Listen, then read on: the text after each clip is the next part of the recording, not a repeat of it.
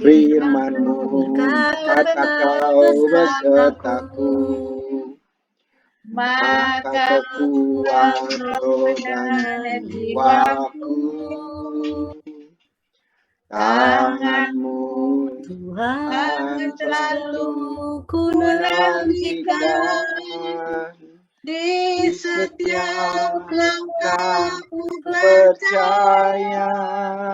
Dengan sayap-Mu ku akan terbang tinggi di tengah badai hidup. Ku tak menyerah, Kau kekuatan dan perlindungan bagiku.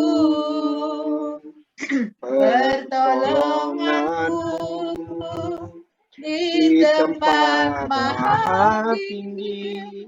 Ku mengangkat tanganku, aku berserah.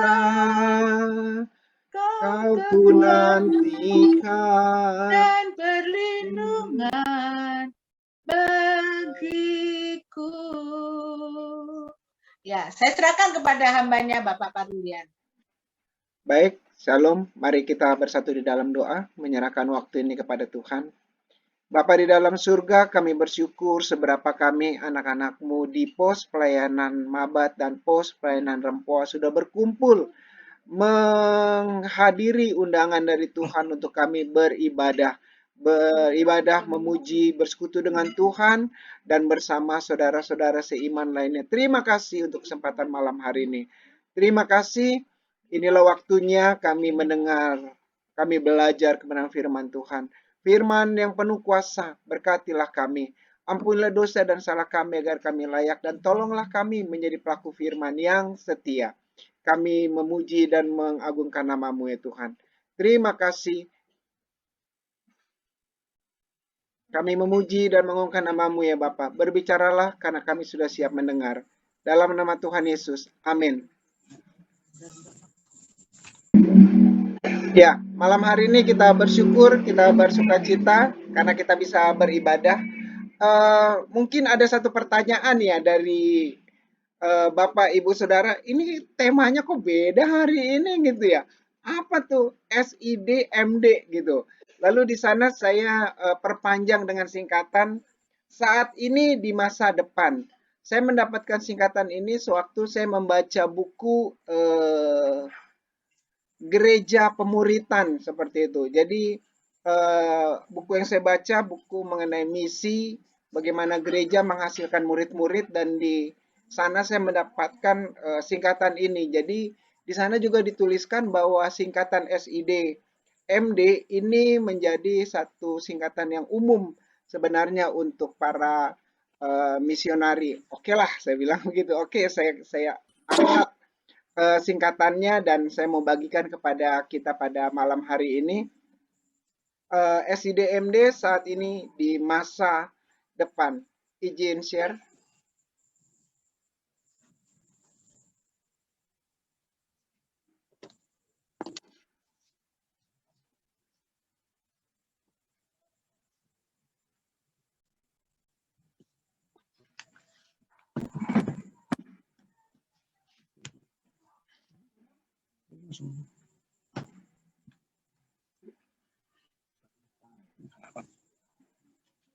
Pengharapan screen-nya sudah bisa terlihat ya? Ya. Bisa tadi lihat.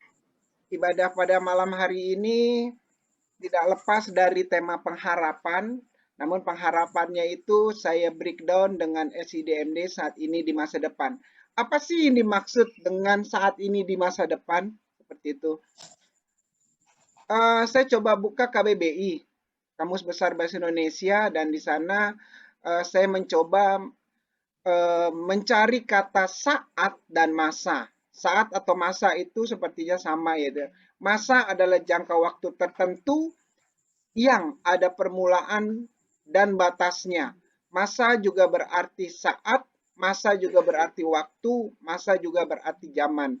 Jadi kata masa, saat, waktu, dan zaman itu secara umum sering dipergunakan pada kalimat-kalimat ya. Kemudian apa itu yang dimaksud dengan masa kini? Masa kini adalah masa yang terbaru atau masa paling akhir. Apa juga yang dimaksud dengan masa depan? Masa depan adalah masa yang akan datang. Masa kini ya waktu ini, zaman terak, ya, zaman terkini gitu. Kemudian masa depan ya waktu yang akan datang, saat yang akan datang, zaman yang akan datang. Itulah definisi dari saat dan masa. Kemudian dalam mencoba menjabarkan SIDMD dalam konteks pengharapan sebagai tema besar pelayanan gereja di tahun 2022, saya mencoba membangun ide berpikir.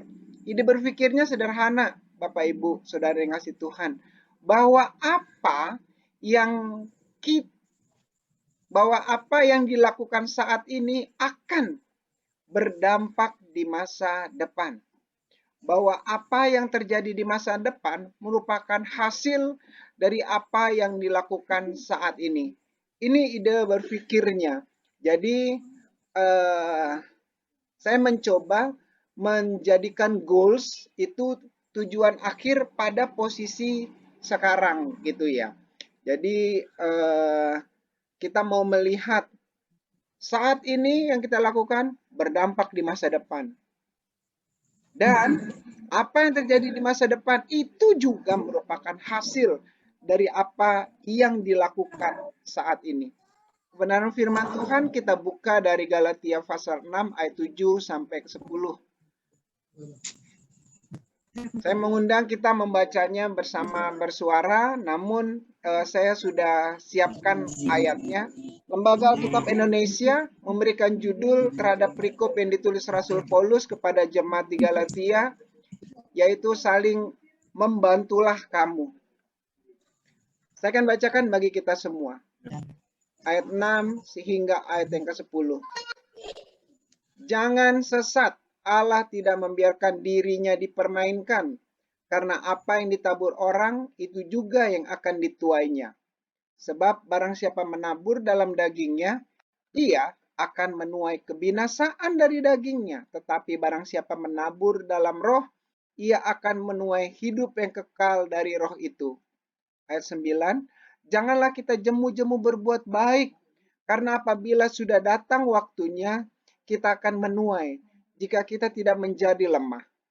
Karena itu, selama masih ada kesempatan bagi kita, marilah kita berbuat baik kepada semua orang, tetapi terutama kepada kawan-kawan kita seiman. Saudara-saudara yang dikasih Tuhan Yesus, saya jadi teringat sewaktu saya kuliah perbankan dulu. Ada lagunya. Bang Bing Bung yuk kita ke bank. Bang Bing Bung yuk kita nabung. Tang ting tung, hey, jangan dihitung. Tahu-tahu kita semua dapat untung. Ya, kita tentu diajarkan gitu ya sama orang tua nabung. Supaya apa?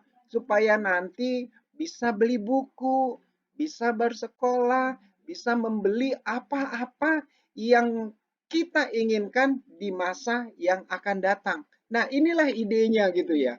Idenya kita mau melihat masa datang, masa depan dalam konteks kekinian. Dan di sana apa-apa yang kita lakukan saat ini itu juga yang akan terjadi di masa depan itu sebagai bagian dari pengharapan. Kepada jemaat di Galatia, Rasul Paulus menuliskannya saling membantu gitu ya, judul perikop yang diberikan. Yuk kita masuk lebih dalam lagi pada penggalian kita. Bagian pertama dan kedua kita fokus di Galatia, maaf sebentar, tulisannya agak tertutup.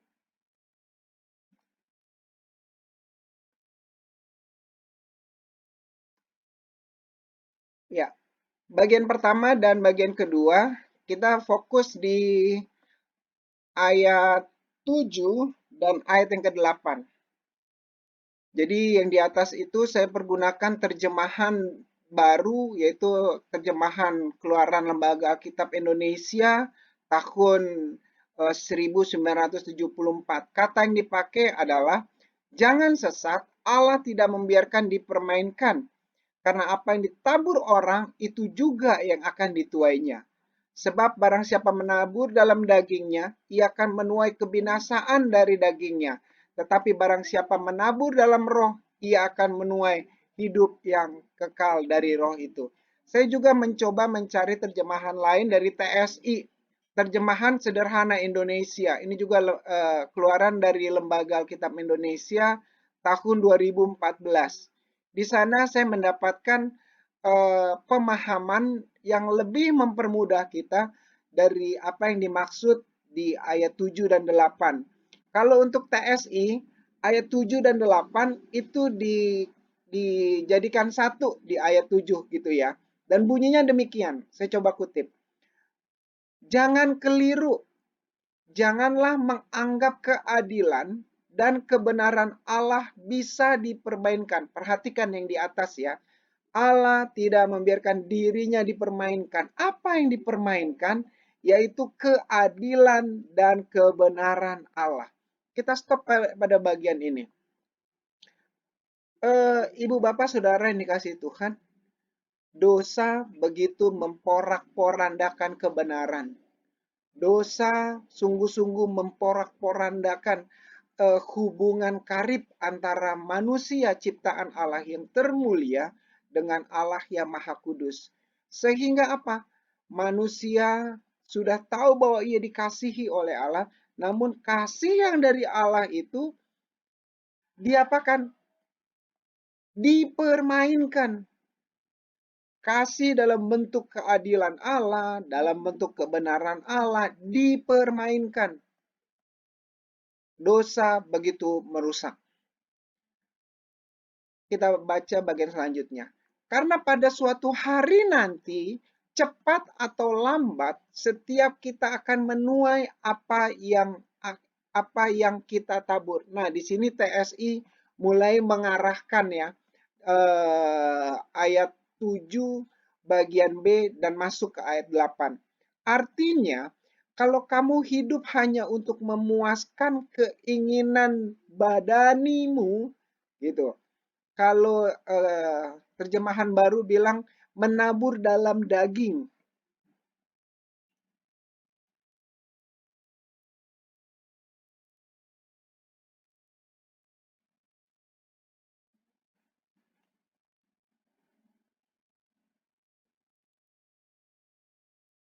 Saudara yang dikasih Tuhan, tentu kita tahu ya apa itu perbuatan daging dan apa itu perbuatan roh. Perbuatan daging yaitu hal-hal yang tidak sesuai dengan firman Tuhan. Perbuatan roh adalah perbuatan yang dipimpin oleh roh Tuhan.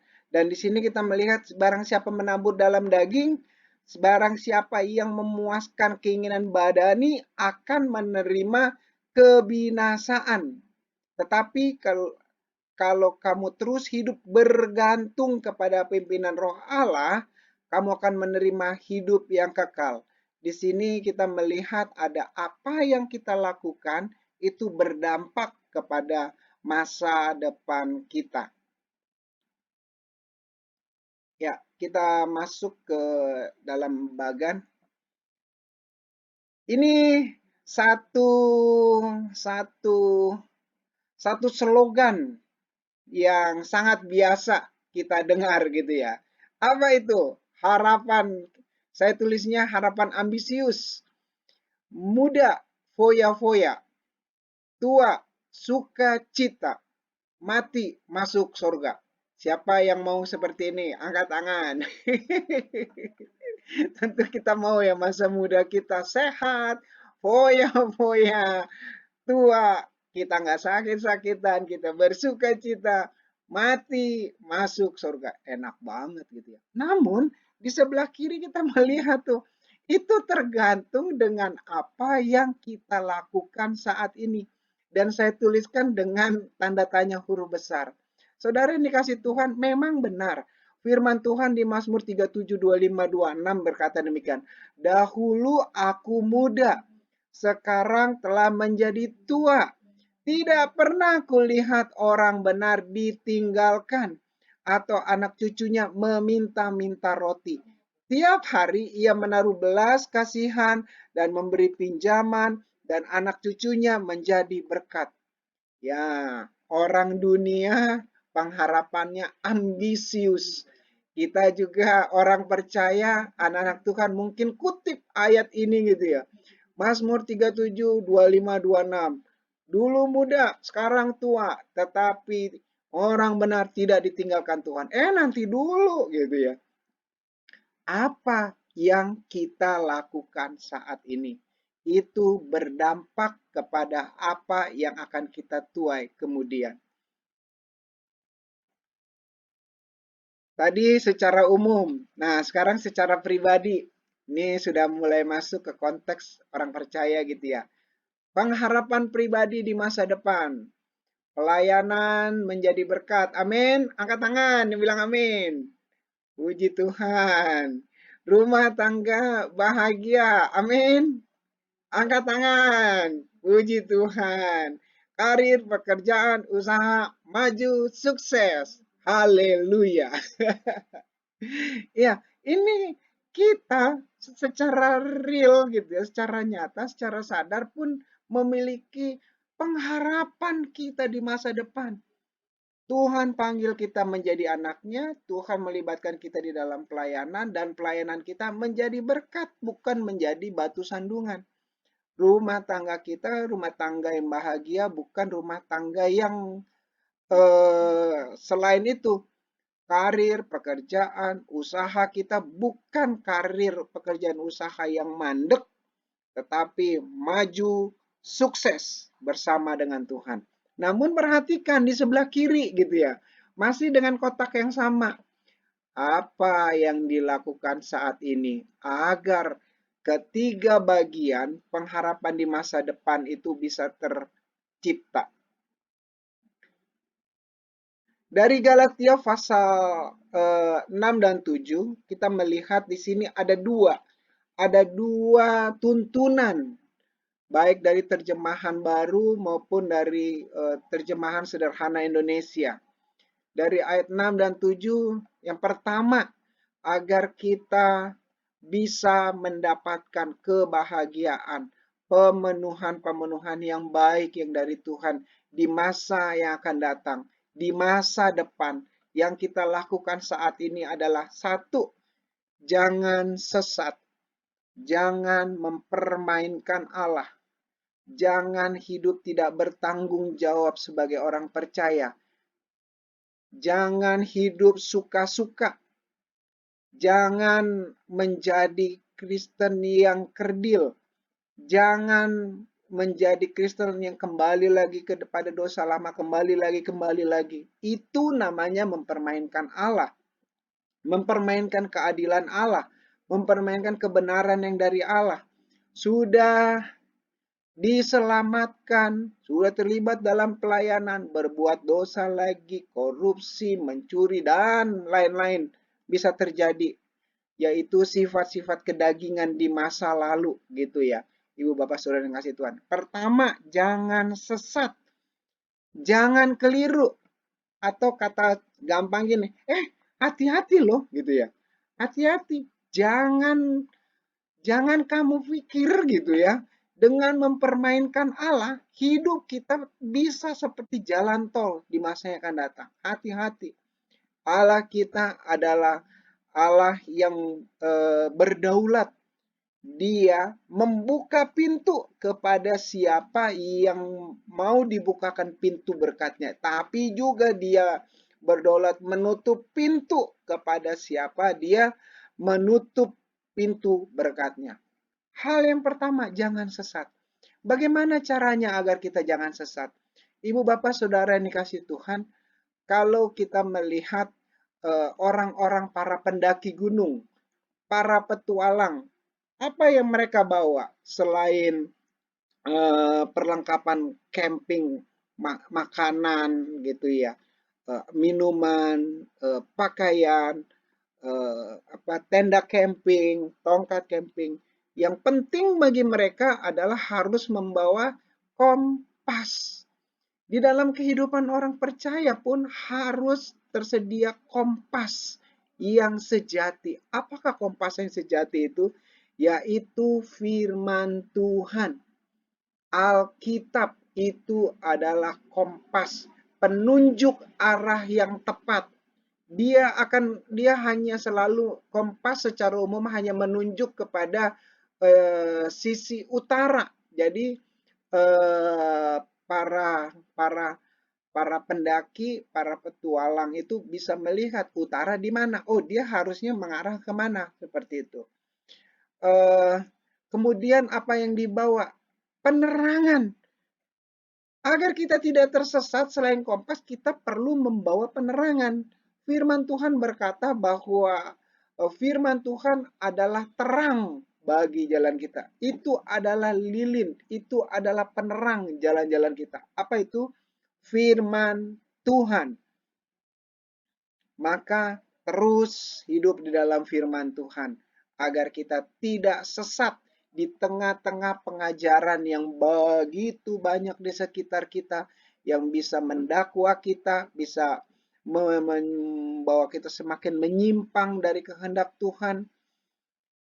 Apalagi kita perlu juga membawa air gitu ya untuk minum gitu ya. Apakah air kehidupan? Air kehidupan itu adalah firman Tuhan. Gereja lain bilang Roh Kudus, libatkan Roh Kudus. Jadi kita tetap tidak boleh menomor sekiankan firman Tuhan Alkitab. Itulah kebutuhan kita yang termutlak sesungguhnya. Kita bawa makanan. Firman Tuhan juga adalah roti hidup.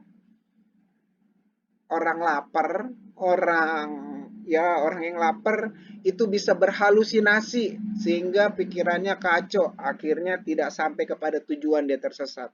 Orang haus, kekurangan cairan dalam tubuh bisa berhalusinasi sehingga tidak bisa fokus terhadap perjalanannya, bisa hidupnya sesat. Orang yang tidak membawa penerangan, apalagi pada waktu gelap, dia pasti akan tersesat. Dia tidak tahu perjalanan apa yang akan dia tempuh. Orang yang tidak membawa kompas pasti juga tersesat. Saudara dikasih Tuhan, 4 hal ini. Ujung-ujungnya apa? Alkitab. Hidupi firman Tuhan, gumuli firman Tuhan, lakukan firman Tuhan dalam kehidupan kita sehari-hari. Agar kita tahu tuntunan Tuhan itu seperti apa. Agar kita tahu pagar-pagar pembatas dari Tuhan itu seperti apa. Yang kedua, yang pertama, jangan sesat, jangan mempermainkan Tuhan. Yang kedua, kita harus sadari bahwa apa yang ditabur itu juga yang dituai. Tidak seperti lagunya Bruri Peso 5. Buah semangka berdaun sirih. Ayo, ada nggak sih logikanya? Buah semangka berdaun sirih? Pasti buah semangka itu adalah buah dari biji semangka yang disemai gitu ya. Tidak ada pohon sirih yang menghasilkan buah semangka. Waduh, pikiran dunia mulai kacau lah gitu. Kok bisa buah semangka keluar dari pohon sirih gitu? Daunnya daun sirih. Kita menyadari bahwa Namburu Opung Felis, Opung dulu, Opung Doli sama Opung Boru itu menyemai bawang merah ya. Iya. Hasilnya kelapa. Bawang merah. Hasilnya bawang merah kan? Iya. Iya. Jadi Opung dulu menyemai bawang merah dan hasilnya dia memanen bawang merah. Apa yang ditabur itu juga yang dituai. Bagian yang kedua, agar kita bisa menuju pengharapan yang kita idam-idamkan di masa yang akan datang.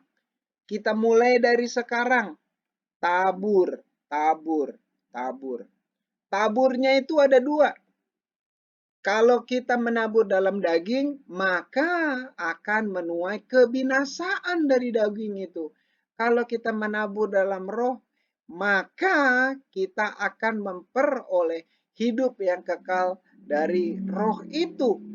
Kalau kita memuaskan keinginan badani, maka kita akan menerima kebinasaan. Kalau kita hidup bergantung dalam pimpinan Roh Allah, menurut Alkitab Terjemahan Sederhana Indonesia, maka kita akan menerima hidup yang selama-lamanya.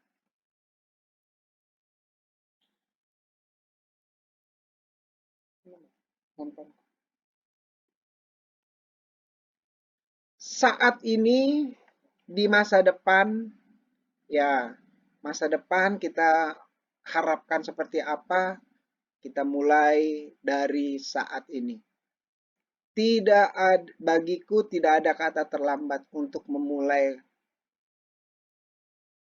yang terbaik bagi apa yang kita harapkan di masa yang akan datang.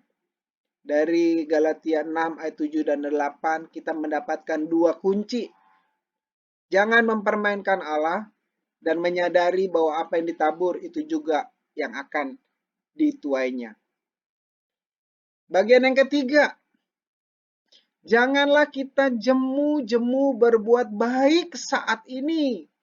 Karena apabila sudah datang waktunya, saya tambahkan ya, yang dalam kurung itu, di masa depan kita akan menuai jika kita tidak menjadi lemah. Karena itu selama masih ada kesempatan bagi kita saat ini, marilah kita berbuat baik kepada semua orang. Terutama kepada kawan-kawan kita seiman. Bagian ketiga, Bapak Ibu Saudara yang dikasihi Tuhan Yesus, untuk mendapatkan apa yang kita harapkan di masa yang akan datang. Dimulai dari saat ini bagian yang ketiga, jangan jemu berbuat baik. Kakekku dulu dan beberapa tua-tua, kalau boleh saya kutip, uli do mangulahuna denggan. Baik melakukan hal-hal yang baik gitu ya. Jangan kita jemu berbuat baik. Berbuat baik dimulai dari kita buka mata pagi hingga menjelang kita tutup mata malam. Kita lakukan sepanjang kehidupan kita menjelang kita masuk ke dalam peti untuk dikubur. Kita harus terus berbuat baik. Mohon maaf, barusan terputus. Terputus ya, mohon maaf.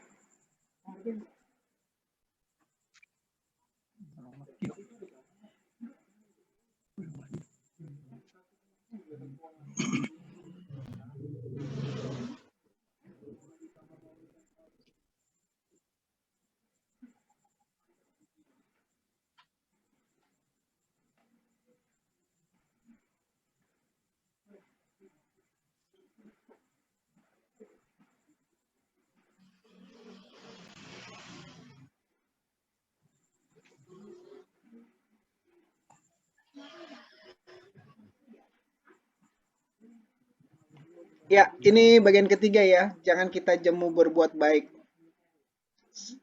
saat ini. Ya. Karena akan datang waktunya di masa depan kita akan menuai. Slide saya yang terakhir. Selamat menabur dalam roh. Karena akan menuai hidup yang kekal dari roh itu. Selamat bergantung pimpinan roh Allah. Maka kita akan menerima hidup yang kekal selama-lamanya. Baik-baik hari ini, setia hari ini, masa depan akan diberkati oleh Tuhan.